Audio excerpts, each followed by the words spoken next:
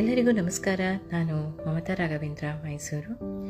ಇಂದು Dubai ವಿಮಾನ ನಿಲ್ದಾಣದಿಂದ ಸಂಯುಕ್ತ Arab ಸಂಸ್ಥಾನದ ಅಜ್ಮಾನ್ ಪ್ರದೇಶದಲ್ಲಿ ಸಂಕಷ್ಟದಲ್ಲಿದ್ದ ಮಂಗಳೂರು ಮೂಲದ ರಜಿಯಾ ಮತ್ತು 3 ಮಕ್ಕಳನ್ನು ಸುರಕ್ಷಿತವಾಗಿ ತಾಯಿನಾಡಿಗೆ ಕಳುಹಿಸಿಕೊಡಲಾಯಿತು.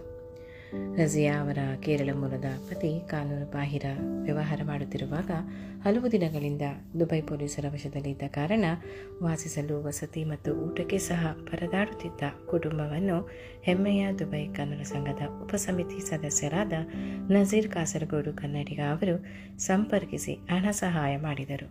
ಹಾಗೆ ಮಂಗಳೂರಿನ ಮೂಸಾ ಮತ್ತು ಅವರ ಪತ್ನಿ ಸೈನಾ ಅವರು ಕುಟುಂಬವನ್ನು ಭೇಟಿ ಮಾಡಿ ಕೆಲವು ದಿನಗಳಿಗೆ ಬೇಕಾದ ಆಹಾರ ಸಾಮಗ್ರಿ ಮತ್ತು ದೈನಂದಿನ ಮೂಲಭೂತ ಅವಶ್ಯಕತೆಗಳನ್ನು ಒದಗಿಸಿಕೊಟ್ಟರು.